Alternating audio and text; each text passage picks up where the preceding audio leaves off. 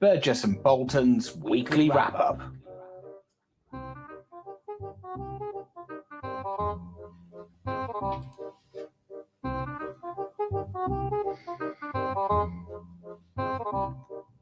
Hello, Ben.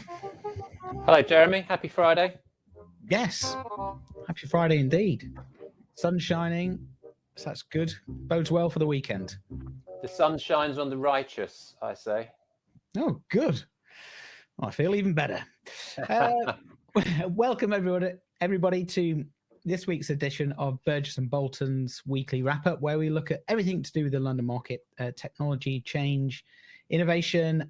This week, we're looking at brand, reputation, trust. As always, we're going to start with news. So, Ben, I'll start first. So we're starting with the war of the massive news story, but it's got big implications for the insurance sector. And we spotted this in the FT. So insurance industry braces for soaring payouts from war in Ukraine. And it's a really good article, this actually. It basically focuses on kind of the stranded planes, the ships, bombed buildings, and that type of thing, and the impact it has on London. Quote here from Caroline Wagstaff, just talking about kind of the ripple effect of kind of a significant loss, and I think people are just trying to work out what that scale and scope of the impact will be. That the article spends quite a bit of time on the aviation sector, which has been hit hard, and we actually talked about this a couple of weeks ago, and we flagged it as a potential problem. In this article, they talked to Hanrahan and he from Marsh, and he's talking about a huge impact. I think something here around the loss of 5 billion, which is a significant event, and I think will cause issues. So, yeah, big news there, and of the impacts of the war. And I think it's also muddied by our government putting sanctions on Russia, and so it's going to end up in the courts because, you know, do these policies work when you're in that kind of situation? So yeah, it's a real mess. Well, we know it is, but there we are. It is, yeah, and I think it's also, I mean, for the certainly for the aviation market, it is a big concern. And obviously the Russian government has seized all these airplanes, and that's bad. I think one of the things often I've learned to do is to read between the lines of some of these comments that are being made, because often they're comments from people who are partially in the know. Have a lot of experience, and I think what they're saying is basically here, get ready for something pretty big for the sector, particularly the airlines segment of the market, and I suspect therefore that this will be this will not be nice for the market at all. But I suppose in the grand scheme of things, you know, it's partially what we expect to happen, but I think, of course, it brings it closer to home. Yep, it does indeed. Right, so that's what I spotted in the FT. So other news this week, well, came out yesterday or Wednesday evening, was this story about Atrium being fined £1 million for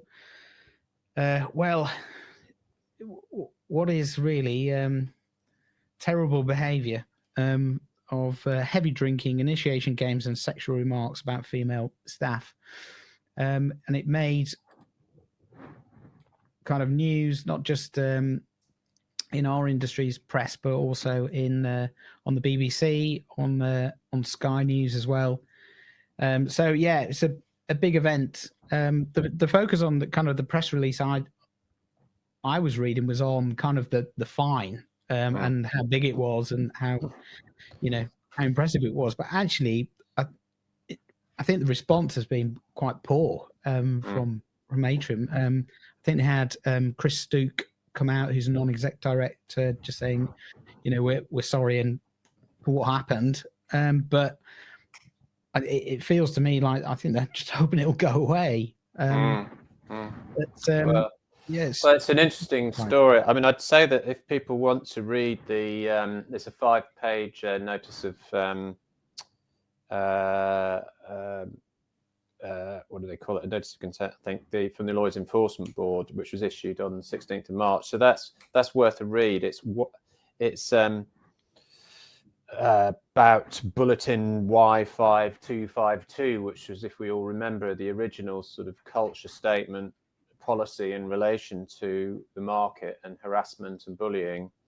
And the key point really about this is that and Lloyd's has brought this out, is that it says it's of equal importance in the culture of the firm for whom the individual works, on whether it supports or tolerates a culture of unacceptable personal behaviour to others. So what it's really saying is that ultimately companies are just as responsible for this behaviour as are individuals. And in this case, they're saying that there was failure of senior management, basically because they paid off or had a financial settlement with the person who was known to be the problem, if you like.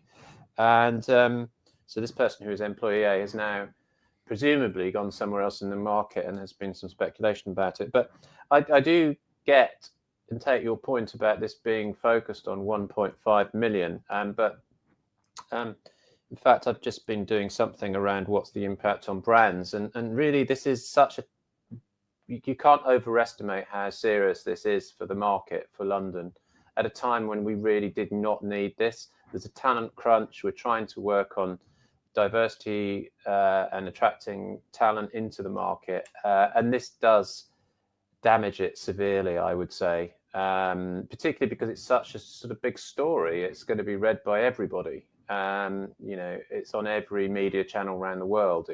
It's come out, and it's not only not a good look, it just ripples onto every insurer in the business, and there's a cost to it. There's a real genuine cost, and I bet it's a damn sight bigger than 1 million. So I sort of feel that, as you say, the response is not enough, and that you have to be, some of these consequences have to be greater on the individuals and the senior people, but who all seem to still be in place, as you say, and nothing has happened. I think in the end, you've got to say there's got to be some kind of suspension or ejection as a result of this. It's a very clear statement about what happened.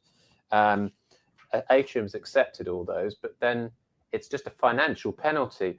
And I would say that this is, Jeremy, this is part of the problem we've got here, which is that the focus initially was on just profit, and that as long as we make profit, we can hang everything else and don't care about the consequences.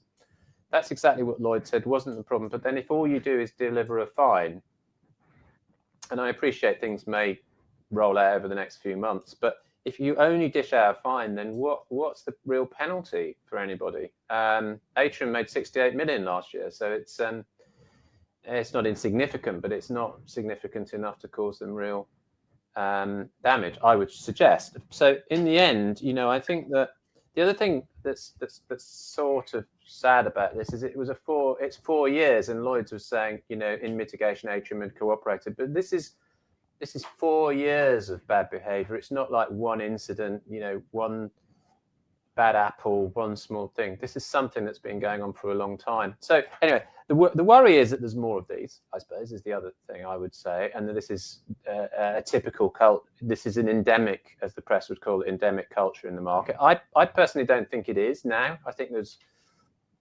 organisations I work with, big organisations, leading brands. I think most of them are, as far as I can tell, they are working hard on all of this sort of stuff, and they're working hard on their brands as well, and they're aligned. Their brands are aligned with the culture and the values that we would expect.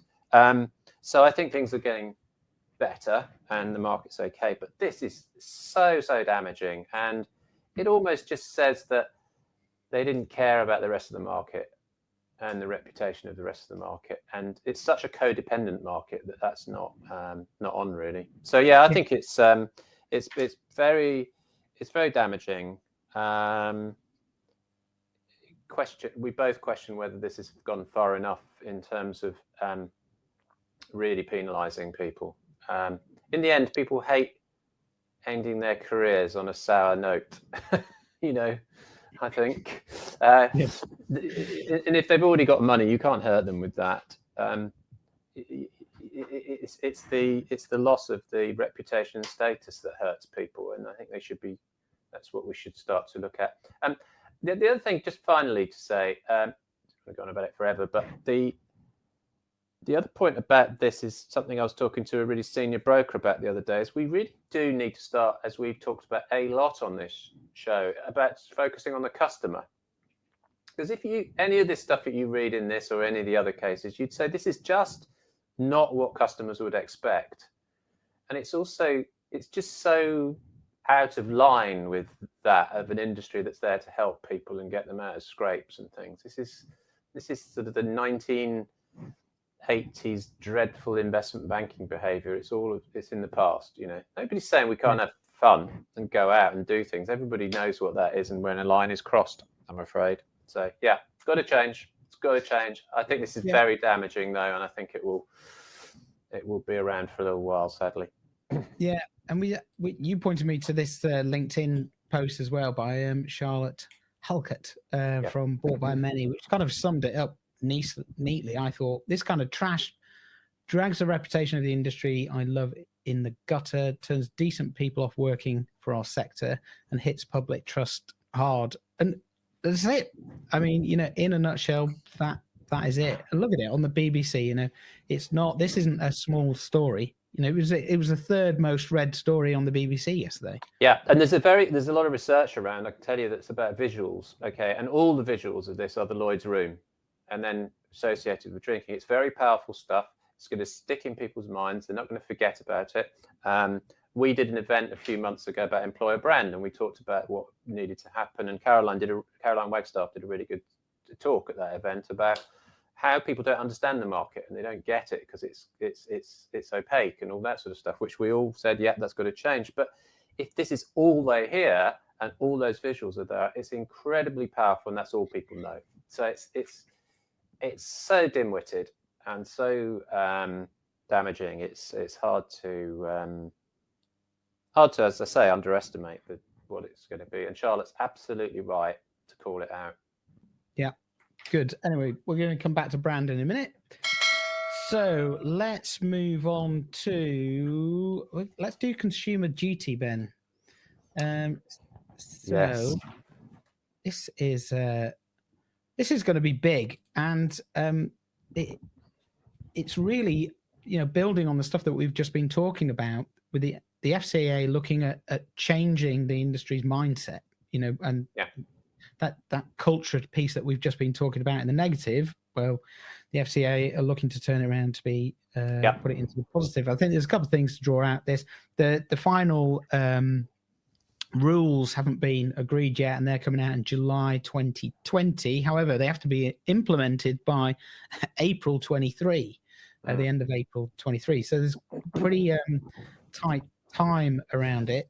And it does say in this article, I think, that it's going to be cost a significant amount to implement this stuff and report on it.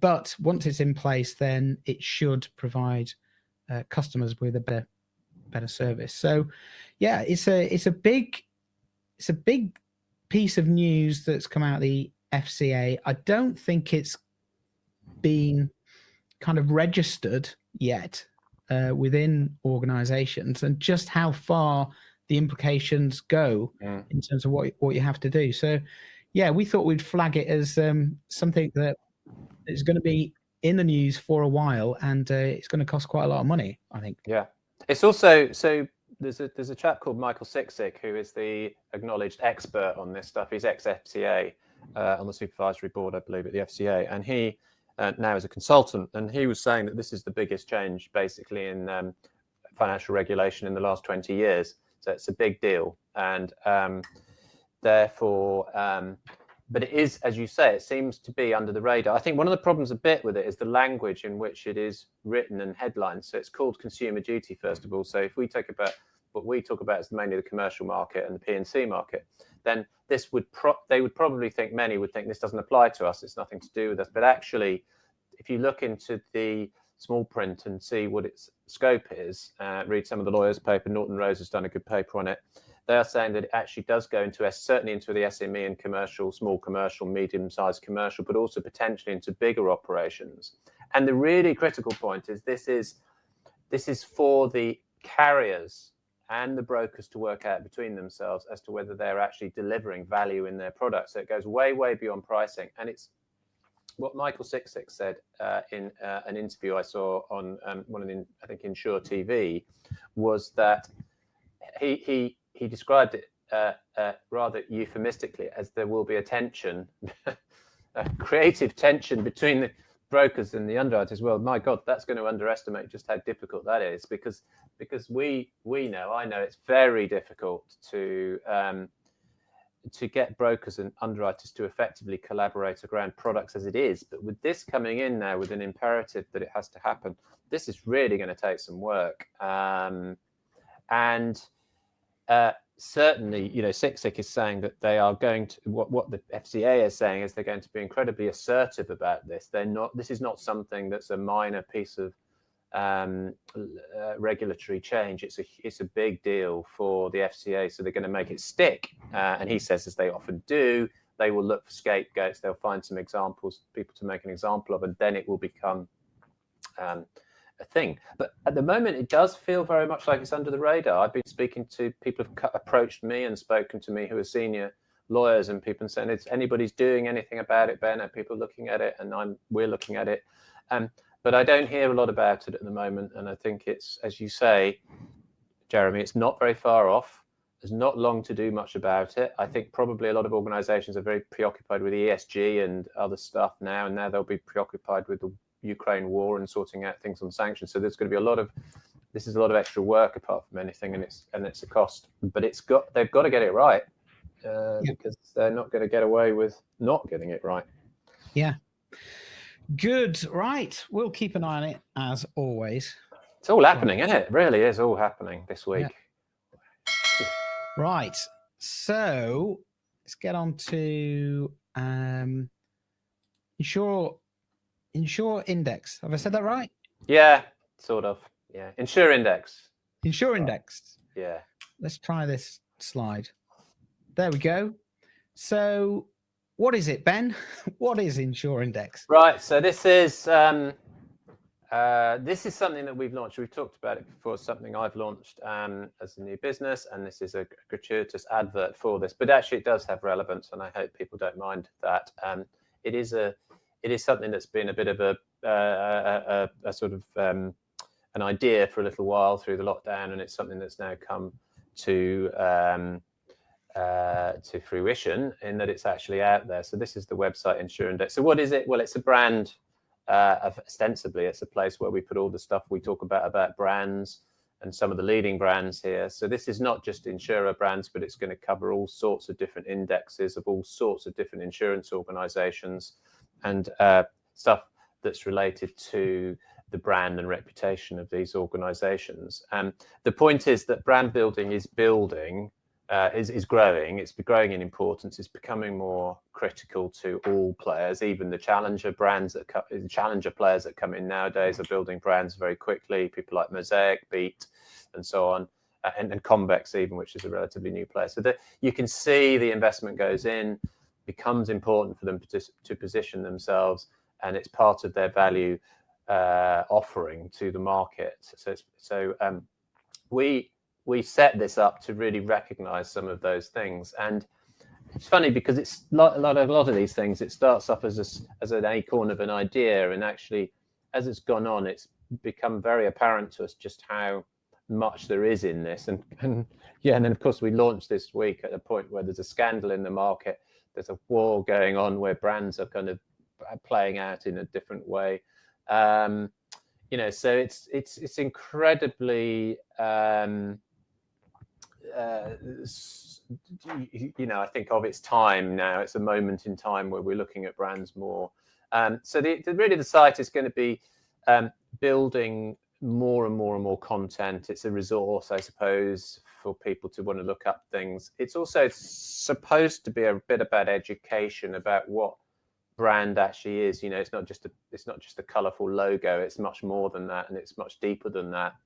And to highlight what brands are doing, that's great. So we've got some stuff that we're going to bring in around what are the cool things that are going on, creative things that get people inspired, I suppose, about the industry and move away from the rather sort of conservative Me Too stuff that we've seen too much of.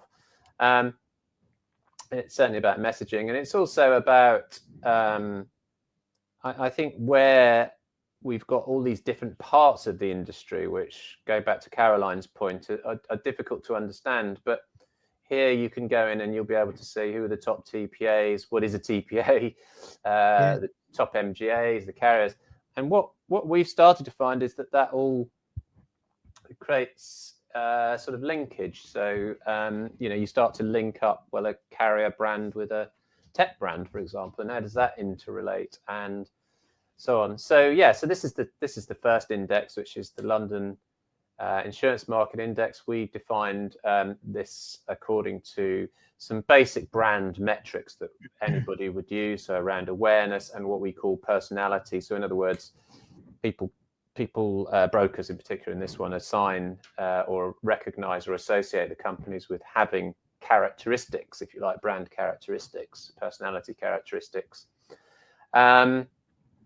So it goes it's beyond just being aware of these brands and knowing them. It's deeper than that. So that's what you get. And then at the top here, so this kind of culminates in this list of about 20. We've got about 20 players, and these are the leading brands in the market in London. And the top there's Beazley, and the others followed quickly by Chubb, Munich Re, AXA XL, and Liberty Specialty Markets. So and then behind this, people can read about these brands, and there's going to be more and more information. And we're collaborating with various partners. So the insurer is our media partner, so we'll be able to run interviews, podcasts, articles, features, and things that will do that sort of education thing. And when good things happen, we'll promote that. And the carriers themselves, of course, can put stuff up here to again highlight what they're doing and why they're doing it. So there's a lot of why and how, and not just that this is a big brand. So we want to basically really also promote the industry through this. So talking not hopefully moving away from some of the stuff we talked about earlier on in the show.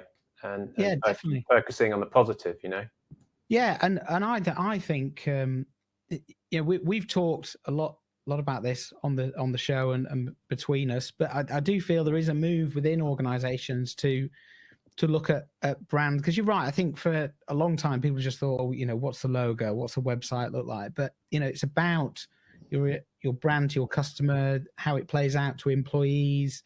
It's about everything to do with the organisation that comes together. And I think that people are starting to think more holistically about that. Kind of what is the purpose of our organisation?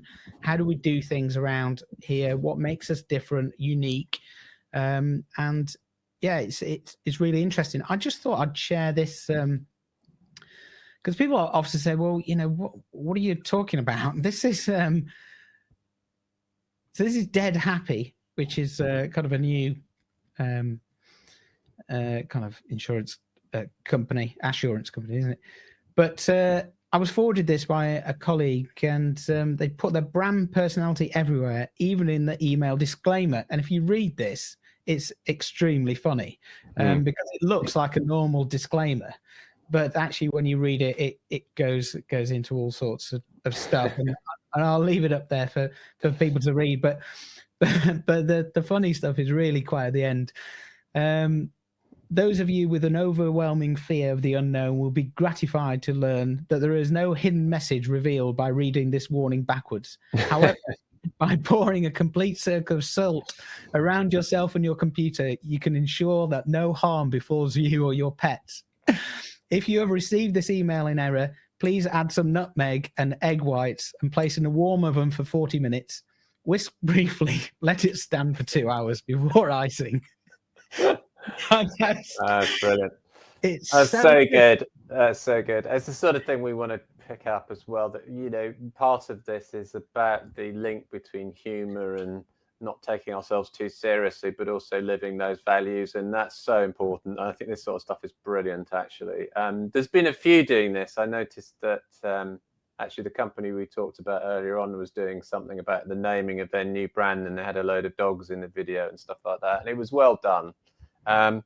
We do need more of this, and we need to get this message across creatively about stuff. There's too much, too little of this, too much of the what's our operating ratio? Yeah. Discourse. God, that's the problem. Let's focus on what people really engage with around these businesses, and it's fun. Yeah, definitely. It is fun. Fun isn't just drinking competitions. No, definitely not. Good. Okay. Right, we've done that. We've got through a lot of stuff in half an hour today, Ben. We have. I think well, there's plenty more to go at, but we've got plenty more weeks, so we'll keep it all back. So, what are you doing this weekend, Ben? You were ill last weekend, weren't you?